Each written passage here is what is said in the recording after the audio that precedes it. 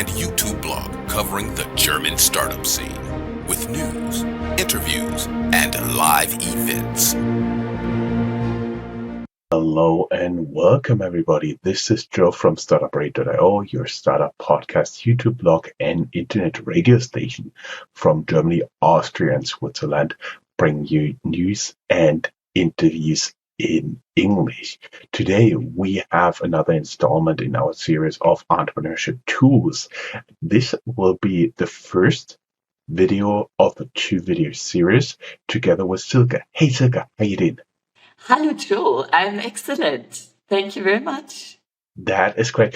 And my understanding is you're currently joining us from Dubai? Yes. Springtime in Dubai becoming warmer now. My understanding is in Dubai there are 2 seasons, hot and very hot. No, there's actually like something like in wintertime, it can become a little bit cold, like 10 degrees in the evening, which is quite cold for Dubai. Yeah, it can become quite like chilly in the evening times. Yeah. For American audience, that means 50 degrees Fahrenheit, 10 degrees Celsius, right? We will be talking today about making better decisions as an entrepreneur. And in the first podcast interview, we will be discussing the psychological game of entrepreneurship. We already talked a lot about this before, but nonetheless, we have like a half a paragraph of topics we want to cover, and everything else is completely free flowing. So, would you first like to introduce yourself a little bit, what you're doing, and how we ended up here together in the recording? Yes, please. Yes, my name is Silke Glaab. I'm a psychologist. I'm a leadership coach. So the combination is I focus more on the psychological side of leadership, and I also advise on performance. Yeah, and how I ended up with you, I applied for your podcast. And we had discussions, like preparatory discussions, to find out what your audience could benefit from. Yes, and you can attest we're not making shit up as we go. We do have some preparation going on here. Yes. Great. We want to talk about today about the psychological game of entrepreneurship. I have been doing a lot about that in the other podcast I'm co-hosting with Michelle. Mental high five to Michelle here.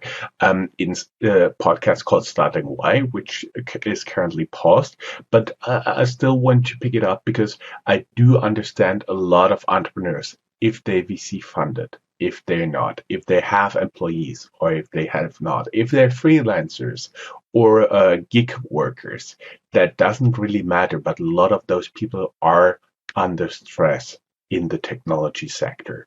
And we want to talk about today some ideas, some methodologies, some approaches, how you could navigate this stress, high workload, and all the expectations coming with it, and all the entrepreneurs right now in C-level positions who are VC funded. I know. Okay, let's get to the point. Yeah, so let's talk about how to navigate the pressure. And I'm quite realistic now, yeah, because if you go and Google, you find all these nice approaches, what you're supposed to do. But I also have clients who are really under pressure, especially also nowadays with all the market changes. So I try to make it really applicable for people. And the most important thing I always discuss is your workload, and to strategize which are really high yielding activities and which are low yielding activities. Because you will find out if you really sit down and prioritize what you as a CEO or entrepreneur or founder, your core things that you should do. If you list them down and you list also down what other activities you're doing, If you make that step, you will realize that you're also doing a lot of low yielding activities. And with low yielding, I mean, they don't contribute to your efficiency or to what you want to achieve as an organization and with you in the position as the CEO. Yes. I personally have some experiences with that.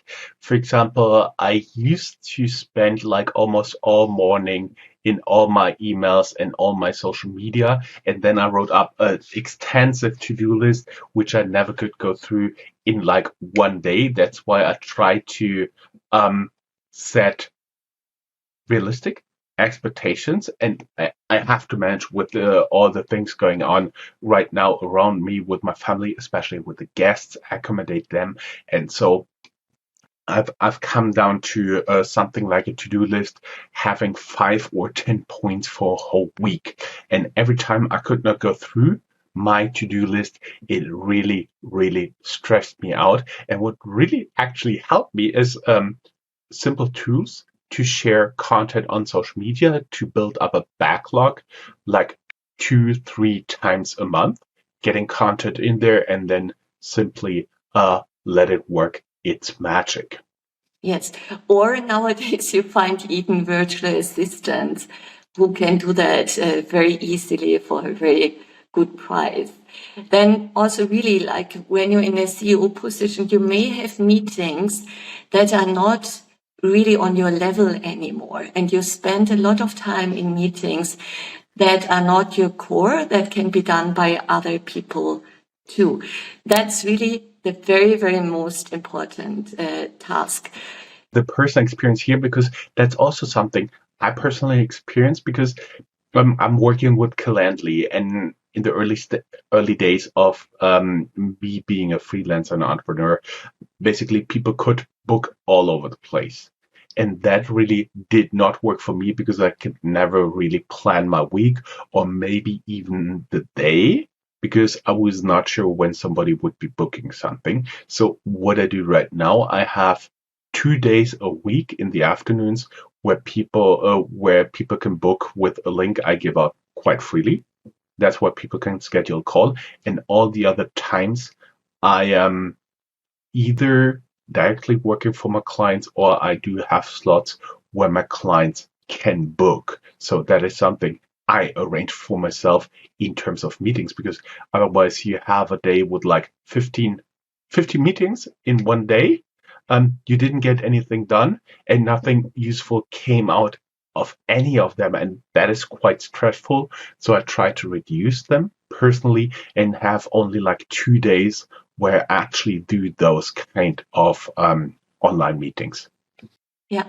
And here I want to refer back to your list. There are quite interesting tools online which are based on agile management, which is, for example, Trello. There are other apps. And here you can create like a list of really high priority items. And then you can move them into another column, which is then I'm working on it. And then you can move them into I've done it, or I put them on hold. This is really excellent to have a visible workflow of the things that you're doing. It's really, since I also came across it, it's not only you're very conscious what kind of activities you're even writing in, then you choose which ones you're working on currently. So that's also right now there, because sometimes you still have to wait for a response of someone else. You're maybe not working in isolation. So you have put it into currently done. But then you can see, okay, it's still in my currently working on it because I'm still waiting for a response. And this is where you may have to follow up. Yeah, it really gives a great overflow. And if the thing is done, you get a little bit of dopamine reward when you push the file into I've done it. So that's concerning the first step. do you know, there are multiple tools you can use like Notion, ZenKit, Monday, and so on and so forth. But what really triggers me here is when he said this little dopamine spike is, you remember Wunderlist? Every time you checked off something of this to-do list, bling, it gave this No, very this awesome what sound, and doesn't click. it It's it always gave me no, no, a spike. this what is. Wonderful. So this work is you just move it into the column of done. So there is no bling, there is nothing. So it's for adults. Yeah. Okay. Another one is what you said, you structure already with your Calendly. You also said focusing time.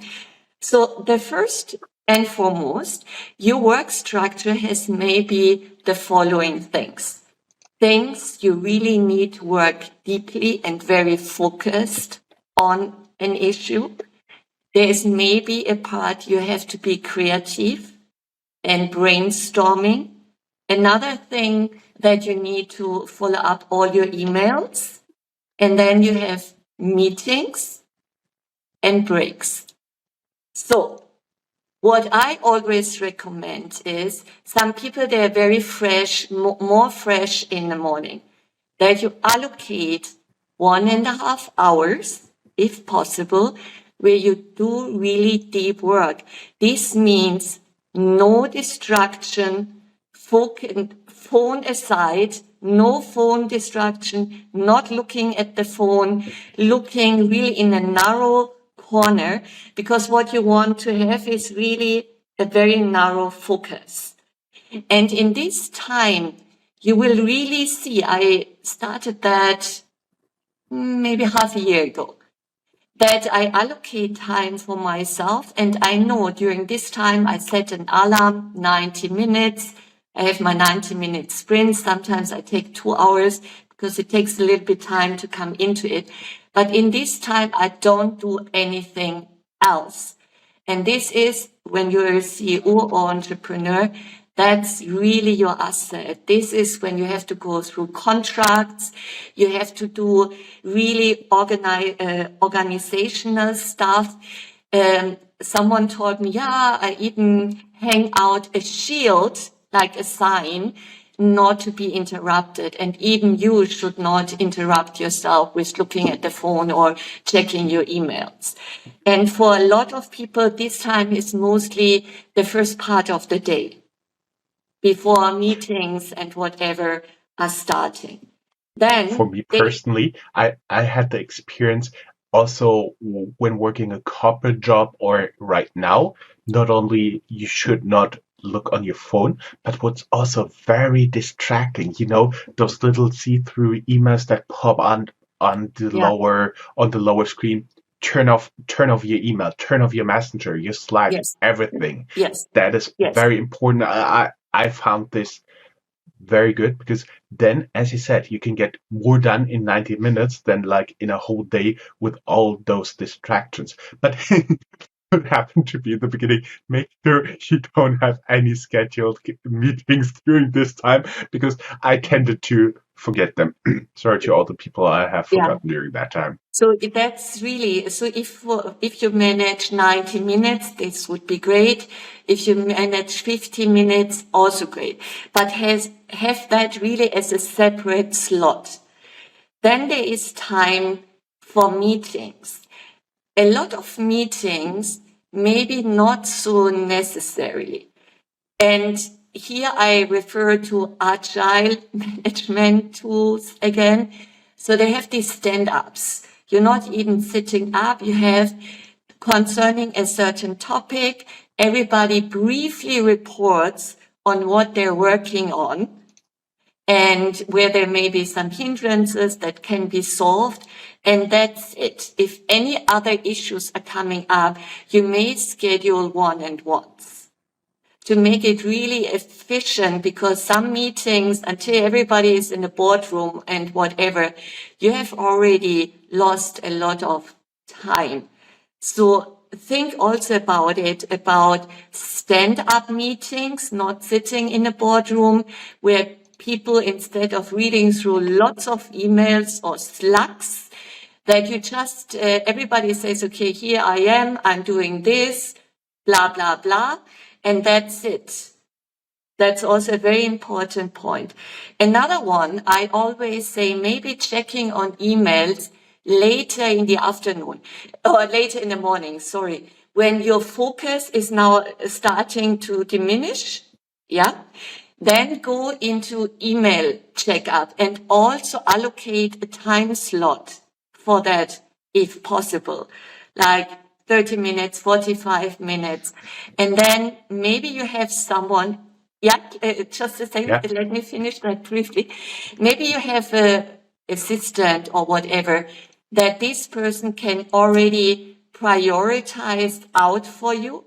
Or I recently heard from someone that she is always, when an employee puts reply, it puts reply to all.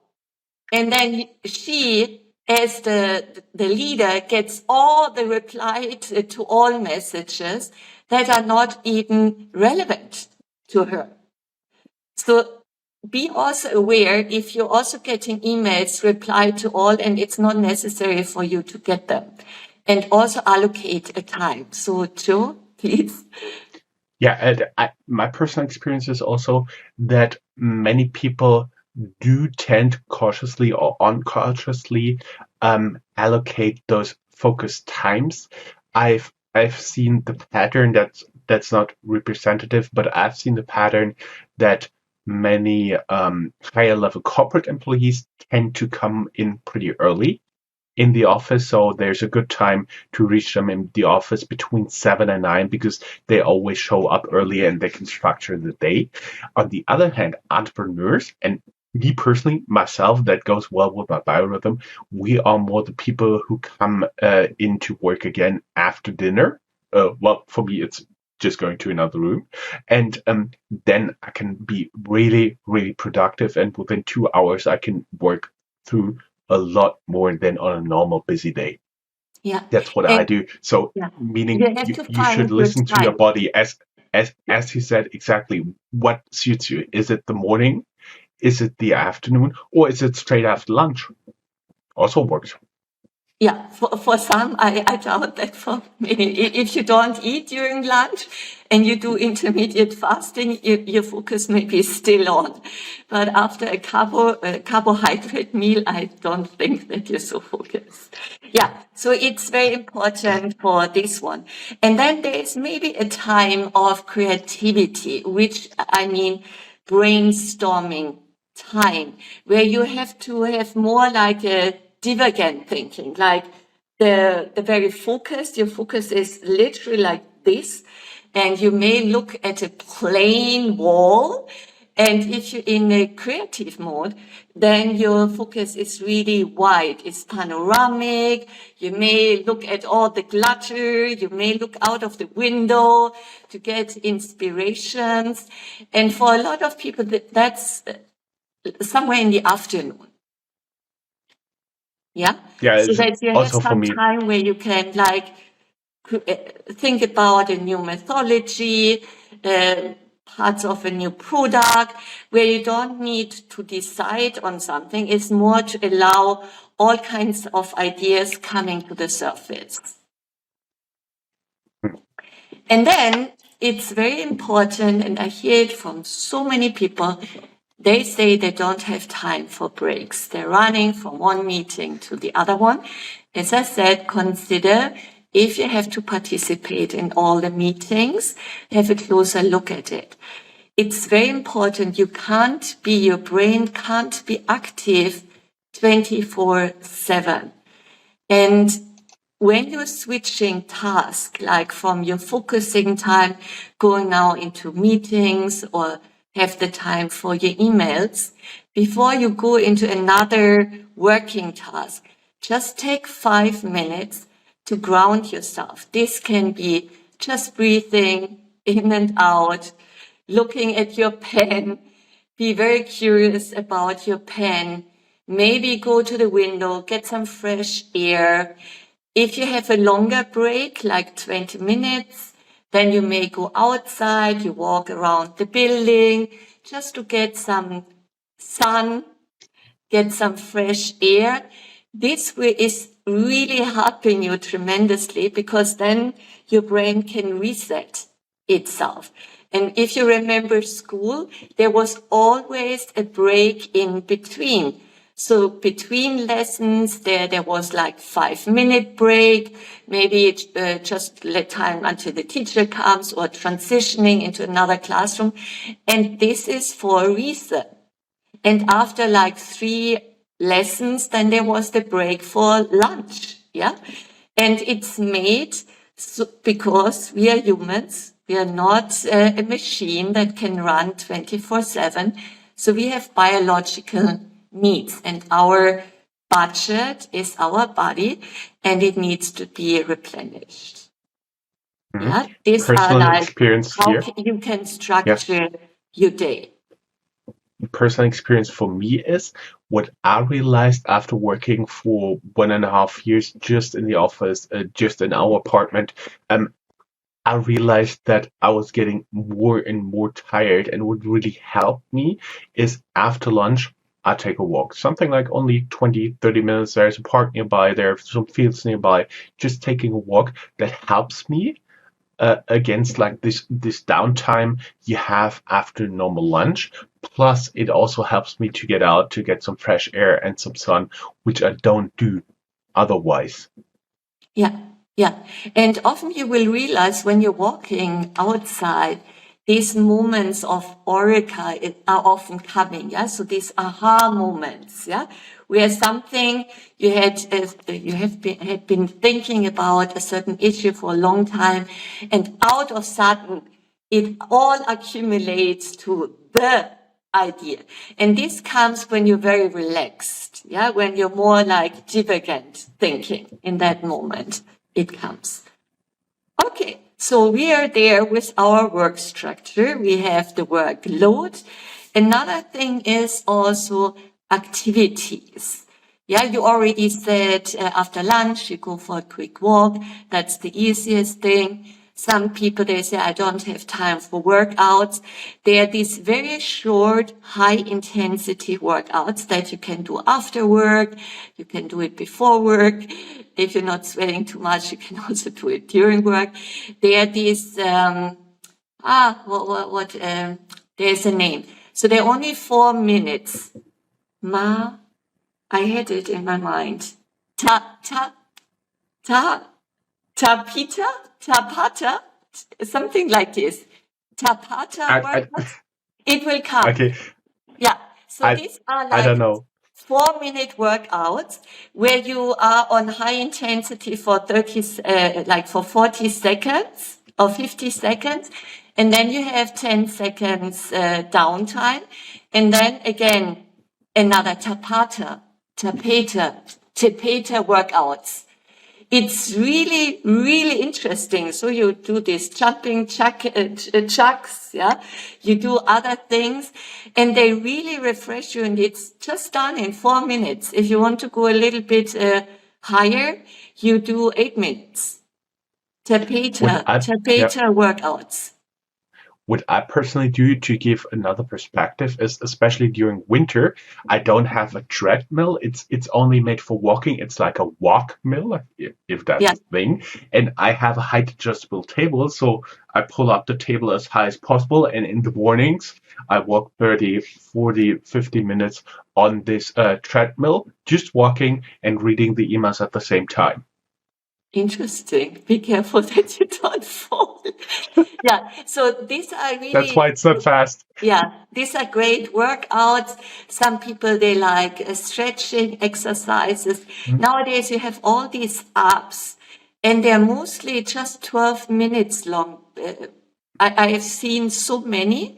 They offer high intensity, yoga, Pilates, whatever.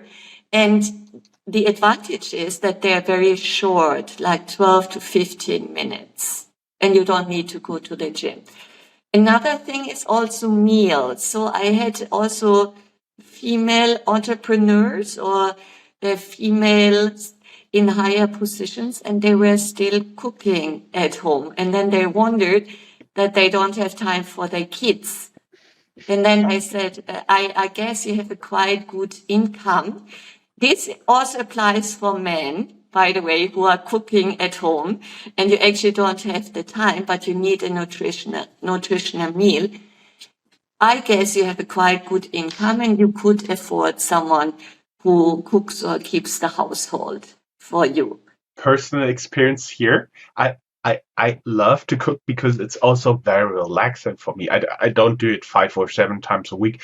I maybe do it once or twice a week. That takes a lot of work from my wife, and I enjoy to do it with my sons, even on a working day. And I mean, that's one of the reasons why I work from home. I can take off 30, 40, 50 minutes for cooking together with my sons.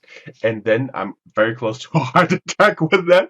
And, but it also relaxes me and it helps them to also understand how to cook, and it makes a nutritional meal. And for some people, for them, it's unfortunately only stress. And then if you're like a single, nowadays also caterers who offer really healthy nutritional food delivered to your doorstep. Yeah, and you can even say what kind of diet you're following. So that's also some things. And use then the time to socialize, meeting up with friends or like-minded people. Like if you're an entrepreneur, maybe an entrepreneurial group, or you're a founder, like circles of people who go through similar things and have an understanding what you're going through. So that's concerning all the stress and pressure someone has. And of course, my top choice is sleep. Sleep is not an overrated, it's often an underestimated target. There's a reason why our body needs 7 to 8 hours of sleep. And high performers, if they're entrepreneurs, Elon Musk is not a role model here. But most people who are very successful, they take 7 to 8 hours of sleep. If you want to perform at your highest, then 7 to 8 hours is really a must. And there are some hacks. They are not actually biological hacks to surpass sleeping, but there are some things to make it easier for you to sleep. For example, try to get sunlight early in the morning. Okay, in Europe, in wintertime, it's often difficult. You may have to be outside longer. For me, it's very easy. I just have to go 7 a.m., 7 o'clock in the morning. The sun is already here and I just need to look into the sun for 5 minutes and I got my dose of sunlight. Sunlight is very important for your circles, the wake and sleep circles. That's number one. Then for sleeping, try to get a mattress that really fits you because a lot of people are suffering because they don't have the right mattress. The rooms should be cold air, because if the room is too hot, your body temperature won't get down. And during sleep, your body temperature is naturally going down. And if the room is too hot, you won't be able to do that. You can induce it if you take a warmer shower, and this will force your body to reduce temperature. Another thing is if you're still really overwhelmed with a lot of thoughts that start immediately if you go to bed, because there are so many things still to be solved by you, then have like a journal or like something to write down things, and you write your worries on a piece of paper and put it in a box. Yeah, so your subconscious knows, okay, I'm aware of what I need to solve, but I will do it tomorrow. and you don't forget the things you want to solve. That's also to make it clear cut. Others, they finish with a gratitude journal, just maybe 3 experiences of the day that were very, very positive, that you learned something from it, to start on a positive note. And then there is also something like tapping. I think in Germany, German-speaking countries, this is quite known now, that you do this tapping to regulate down your nervous system. There are actually also tapping rituals to find sleep. Yeah, the For first me, round would be accept myself, that I have difficulties to stay asleep or to fall asleep. You go through the points, and then you bring the positive affirmation. It's easy for me to fall asleep. It's easy for me to stay asleep throughout the night. That's an easy, and you can find it online. So just look EFT for sleep, and then you will find very easy tools. I use that also for clients, and I recorded them, this video for them, and it actually helped them. For me personally, affirmations don't work, but what I understood pretty soon is good sleep is important, enough sleep is important, but for me, rituals do the job. So basically, I get to bed, I get my headphones on, I do some meditation, and then I listen to audiobooks. And as you said, I also have a blank sheet of paper next to my bed, and if I have something to do, I write it down, and that kind of releases me. But I have to tell you, what really makes a difference is listening to the audiobooks. Something completely different from business, completely different from podcasting, that really helps me to come down, especially funny ones. Yeah, and then I also note that to switch off Wi-Fi during your sleep, and don't have any artificial light in your room. It should be really dark. And if you can't accomplish that, have a blinder over your eyes, and really reduce any electronic things. Don't have your mobile phone on Wi-Fi next to your ears. Yeah, I really recommend to have like an alarm clock, and leave any electronic devices outside your bedroom. What you can also do during the day, because you said for some people, maybe they start to get refreshed in the afternoon. There is something like a non-sleep protocol, which is called Yoga Nidra. So with this, it normally goes like 15 or 20 minutes, and you scan your body from your toes to your head to your fingers, and the request is always, now go to your big thumb of your toes. No, the thumb. No, thumb is this. To your big toe, to your big left toe, and notice it and relax it. And then the first toe is relaxed, and you will come out of it quite refreshed without having a nap. So what some people are doing, they nap during the day. In most cases, not possible. So some companies, they even have a room where people can go. And instead of really taking a deep sleep, you may want to go for this Yoga Nidra. And it really refreshes you. And after that, you may want to do more this brainstorming, divergent thinking, whatever is on your agenda. Yeah, so sleep is very important here. Totally agree here. Yeah, I could speak about focus. I could also speak about decision making. Where are you up to? I do believe decision making is a very important part for our audience. We've spoken about focus quite a bit, and if there's interest, reach out to us or comment on this video or podcast wherever you're listening or watching this, then we could talk about focus again. But I personally, I'm more interested in decision making, making good decisions. Yeah. Okay. Yeah. So in decision making, a lot of people think we take rational decisions, which is not true. It's a myth. Our decisions are being made also by our emotions.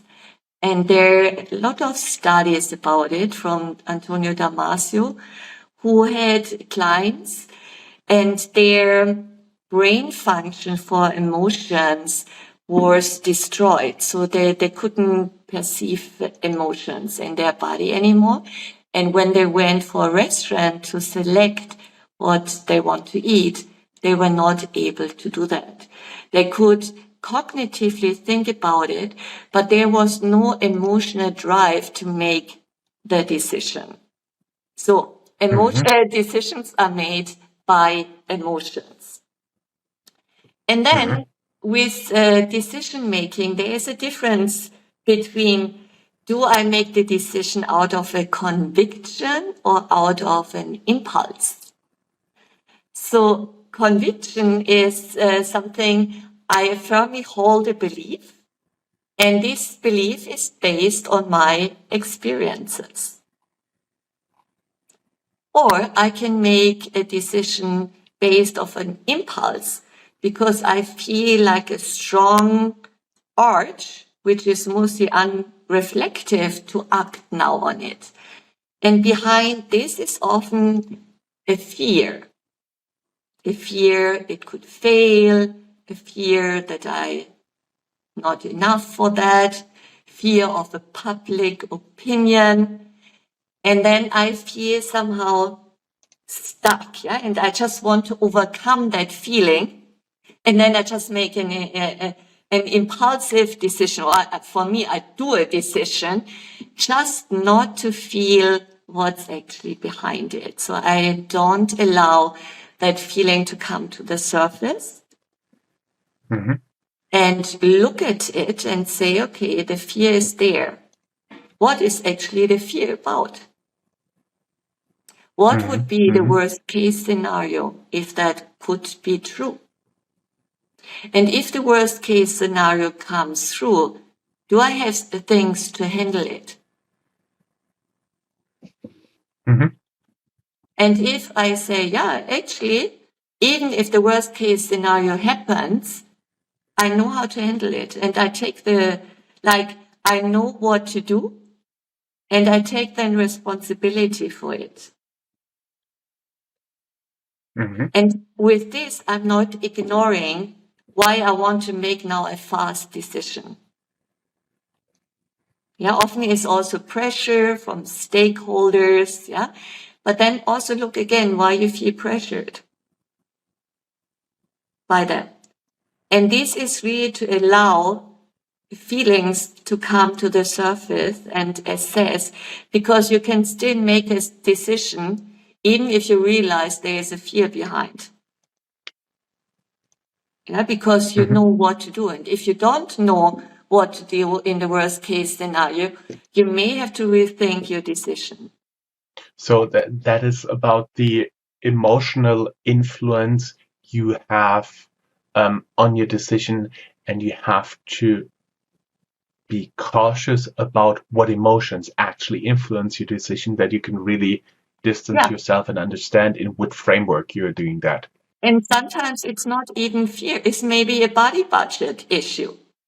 So Lisa Feldman Barrett, she is very famous for that, yeah, because she says emotions and feelings are constructed.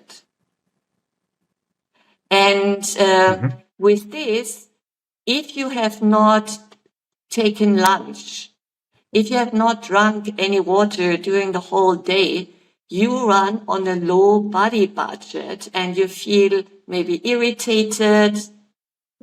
And then these influence your decision making. There are some studies around judges, and they were much more negative in their judgment when they had not eaten. Mm-hmm. Yeah. So also the condition of your body influences you, how you make a decision.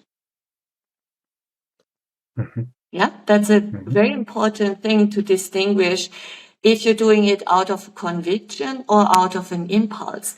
And if you are new in as a startup founder, you may not have all the experiences. So on what do you base your decisions? Then to be also open up to failure. So you have a mentor or a sounding board, someone you can reflect your decision making. And of Mm-hmm. course, there are also, I call it disaster avoidance tools that are more on a constructive side, what you can apply to make better decisions. The first thing, as I said, is more, are you basing it on a conviction, on your experience, or on an impulse? Now, let's go what you can do to make also, to avoid disasters. Yeah. So one thing is that you plan what I already said, plan scenarios. So I want to do that if I make the decision. What's the best case scenario that could happen? And what's the worst case scenario? And if I have the worst case scenario, am I prepared how to deal with it? Mm-hmm. Yeah. Another one is like invite also other people. Often you may be in a board meeting, and people may have similar beliefs or attitudes towards an issue. To also invite people who are thinking quite differently so that you have different points on the matter. Another one is also prototyping. Yeah, don't Mm-hmm. develop the finished product. This is again from Agile management. Be close to your customer. Develop something that's nearly ready based on market research or whatever, and test it, prototype it before you go in mass production Mm-hmm. of it. Yeah. Also see what your competitors are doing.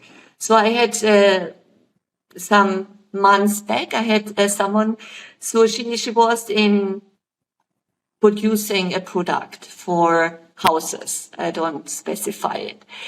And they had to automate it. And so they had consultants in, so they automated it in a certain way, but it was still not decided on. And then I asked her, do you know what your competitors are doing? Because she said they have lost tenders in the last months because the other ones, they calculated much, much lower than them. Then I said, have you ever looked how their products look like? And then she said, no. I said, but that's maybe the first thing to see what they're doing. Is their product maybe there's less material in it or other material that makes it much more cost effective before you invest now in a big automated line, and in the end your product may be still more expensive than your competitors. Mm-hmm. Yeah. So it's like prototyping, but also compare what others are doing and gather more information. And behind that, there was also reluctancy from my client, because she said we spent already so many hours to even develop it with my team. And what you're telling me now is that we have to again go back to the drawing board. I said, you may want to do it. Maybe then the whole automation will be cheaper. And you make sure that after all this, your product is at the same level like your competitor. Otherwise, what benefit would it have? For me personally, to look at what competitors are doing is also to determine the expectations your customers or your potential customers do have from the product. what I don't like is, especially in the creator economy, what many do. One talks about one topic and then everybody talks about the same topic. That is something I really avoid. That's why I don't listen to too many podcasts, but you always should have an expectation of what the customers expect. And there always a good source is your competitor products, but also potential substitutes are pretty good to observe. Yeah, yeah, I agree with you. So prototyping is good, learning out of setbacks and this divergent thinking. And have somehow a sounding board, have someone you can reflect, because often all these things are only in your head and you're not expressing it to anybody, maybe to your spouse, but to have someone, because if you hear your words that you're speaking out, you also create awareness what's really going on in your head, especially if the other person is reflecting it back to you. Mm-hmm.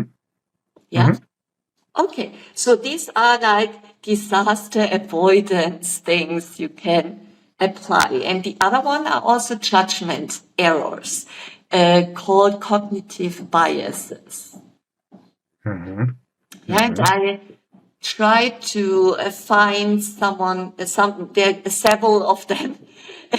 There are dozens of them. So I looked for like 5 that could be interesting for startups. First is the planning fallacy. So you may have underestimated your time and your resources to roll out the project.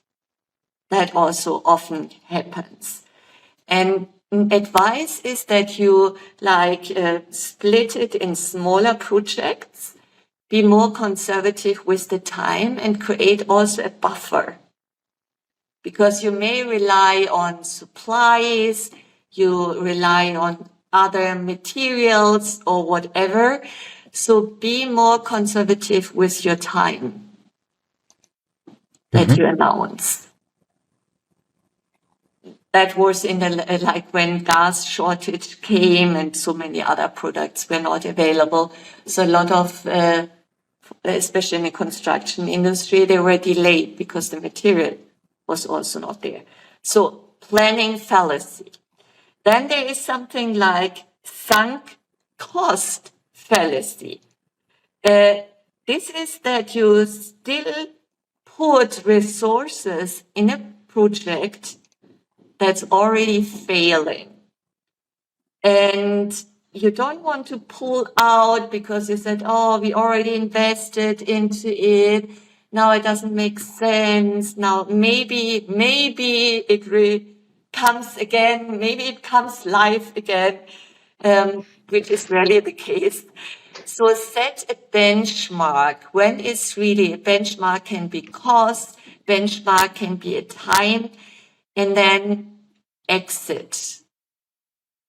So if you reach that benchmark and it has not come into fruition, exit, have an exit strategy. What we say in Germany is you throw good money after bad money, meaning you already have lost money, but you still keep pouring money in.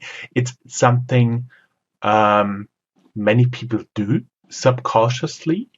And if you once understand that human beings have a tendency to make this mistake, it gets easier, but not easy. Yeah. Yeah. So to have like a barrier that you don't want to overgo. And then we have also overconfidence bias. So you may be so convinced about the brilliance of your product that you are not seeing the signs in the market. Or you want to be overconfident because you and your developer team have spent already so much time on it, yeah, And now you think it's really, really, really great. And maybe the market is already telling you other material, other designs are in, and then you bring it into the market. And therefore, it's always very important to create small market feedbacks, see what's going on, apply agile methods to be very close to your customers before you really roll out a product. Mhm. What I personally experienced here is, especially in the startup world, you see that quite frequently for the very simple reason somebody has the ideal product in his or her mind, and then Yeah. they start building it and keep going at it and keep going at it, and then at one point they realize, oh, there's no market for it, but they burned a lot of money, a lot of lifetime, and maybe also a lot of energy of their employees. So that's why we are always talking about, like, doing little testing, little experiments, always have this feedback loop in there. Yeah. And there are also quite a number of leaders who are like swapping very easily. So one day the design should be like this. 2 days later is completely different. And if you have more an agile organization, it will be not the leader to decide. It will be the customer. Yeah. And therefore, in the very beginning, to have a close contact to understand what the client is really looking for, what key aspects the product should have, also helps you.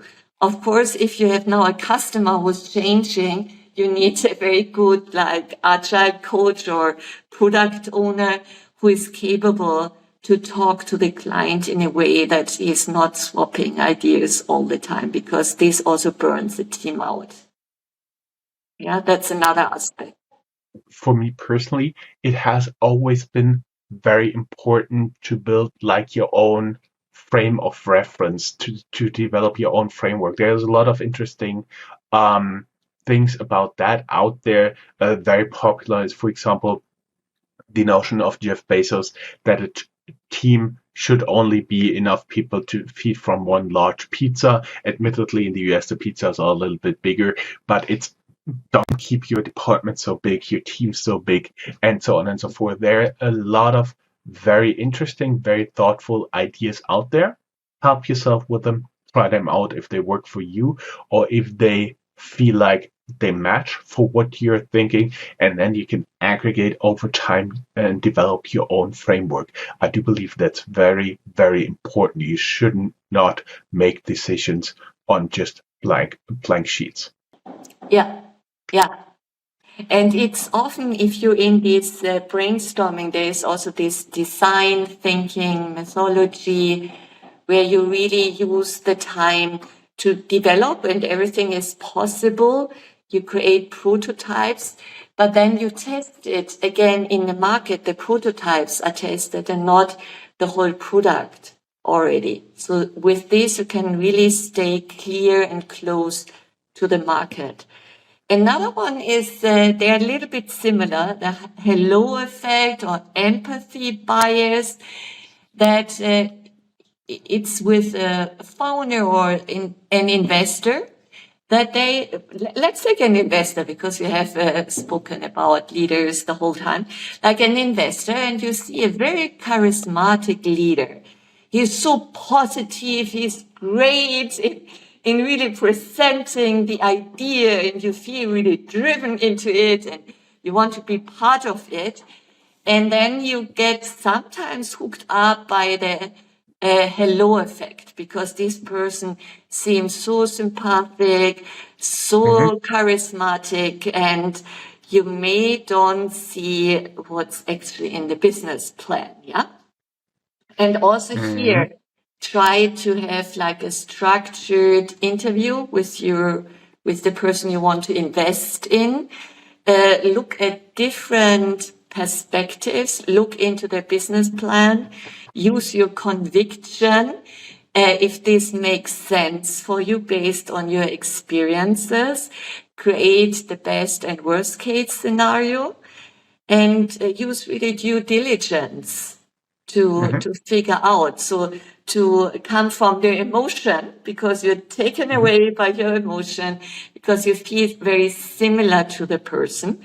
And it can have even a negative aspect. If there is someone who feels for you so unfamiliar because comes from a different country, looks different, maybe also a bias you have, maybe concerning gender, whatever.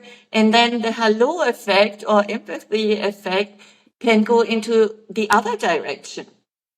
Yeah, that you're not drawn or you have your bias because it's from wherever the person comes from or gender.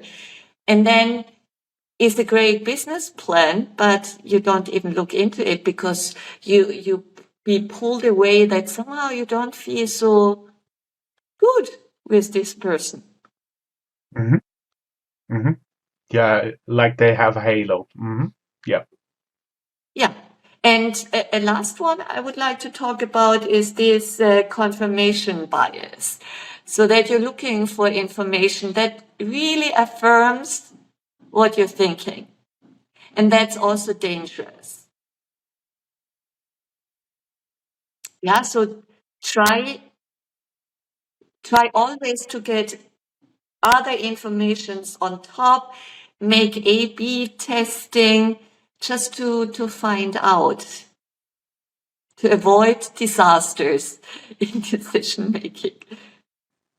Yeah, what always worked for me, especially when I had a team, we always designated one person to be the advocatus diaboli, so meaning the person who always comes up with the worst scenarios, what could happen, what could go wrong, and it makes for a lot of interesting discussions. Nobody wanted to do it, so we always had to pick somebody else. But it's very important to have somebody who disagrees, just on purpose, to really get a discussion going and really think about your decisions. Some of the worst decisions in my life have been taken by a team who all agreed that this was a good idea. Turn out, not always.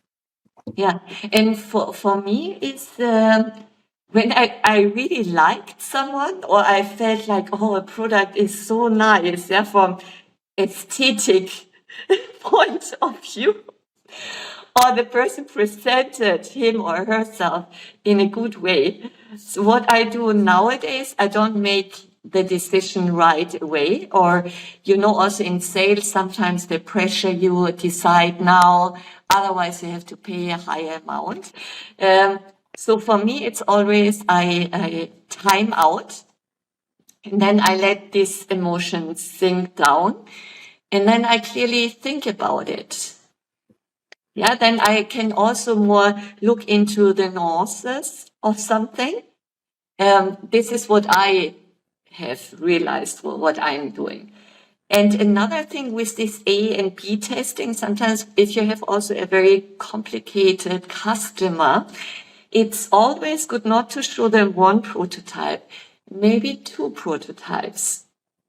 Because then if they have two, they can choose for the one they more like. If you only give them one, they can always say no. And there's no alternative what you can show them. That's also with A and B testing, also A and B prototyping. I see. Yeah, that was also very important for me to give people alternatives. Yeah, that's also even sometimes you should also offer the services, or at least if you do a survey, the services of a competitor to see how good you're actually scoring against your competitors. I do see this quite frequently in surveys I'm participating in very large tech companies who try to score themselves against the competition. So don't be afraid to use the competition. Don't be afraid to score yourself against the competition. Yeah, great point. Great point. Yeah. Yeah, I I, agree.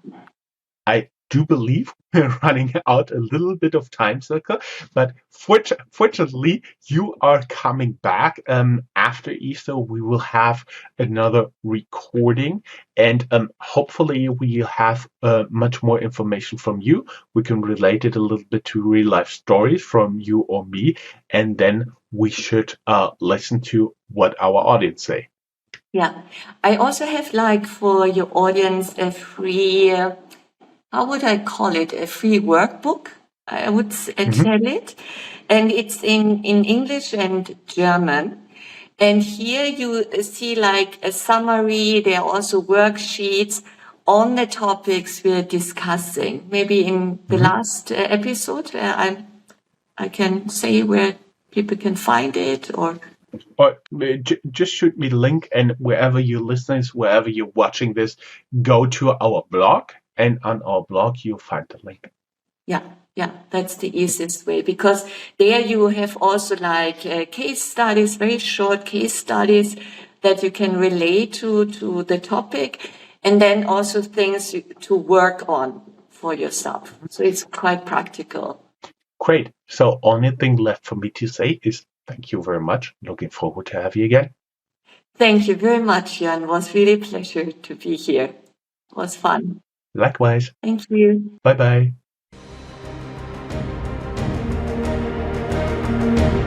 That's all, folks. Find more news, streams, events, and interviews at www.startuprad.io. Remember, sharing is caring.